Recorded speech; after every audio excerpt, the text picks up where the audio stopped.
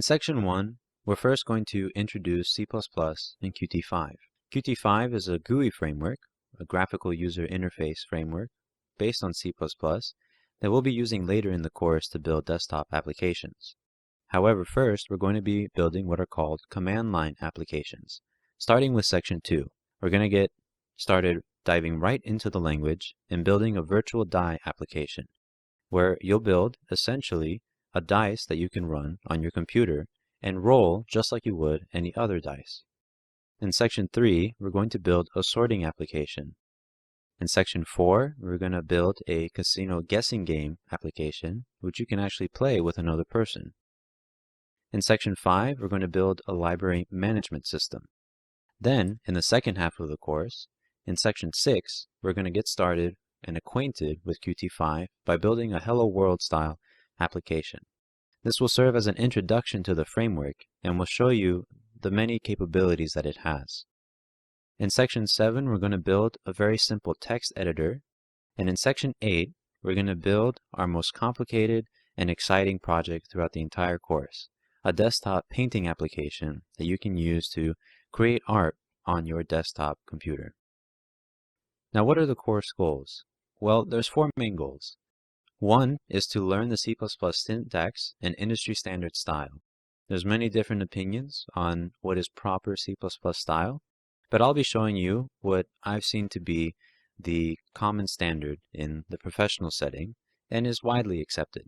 I'll also show you how to develop and architect C++ apps in a modern and maintainable way, and also use the latest ISO standards in coding C++. If you don't know what ISO is an organization that defines various standards for programming languages, for applications, for software, so on and so forth. So C++ adheres to these standards, and these standards have changed over time. That is what the 3 numbers refer to. Those are different ISO standards, with 17 being the latest. So we'll be using the latest ISO standard in our code, so you'll be up to speed on what is the most modern way to write C++. And finally, your goal here should be to develop simple yet fun C++ and Qt5 desktop applications, which is exactly what we're going to be doing. Now, why should you take this course? Well, if you're taking this course, you definitely want to learn about C++, but maybe you don't know how to get started. Or on the other hand, maybe you're anxious to start coding right away, and you don't want to get bogged down with all the theory and all the little features that are available in such a large language like C++. Well, then this is the course for you. And speaking of that, I want to outline briefly what this course is not. Again, this course is not a deep dive into the C++ language.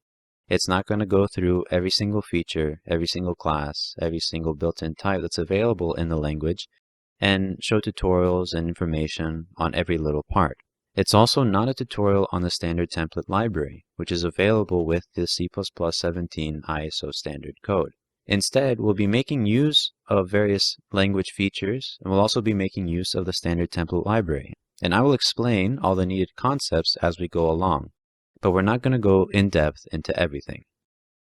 The prerequisites are quite short. A programming background is helpful, but not necessary. You will, however, need a modern C++ compiler, whether that be GCC, Clang, or MSVC, which is included with Visual Studio, but the only requirement of these compilers is that it supports C++ 17. You also need CMake, which is a build tool for C++, but you won't need to know how to write CMake code. I will provide all the CMake code and setup for you. And lastly, you're going to need a passion for learning in C++ and a desire to dive into the language right away. And that's what we're here to do, to dive into C++ by example. So let's get started.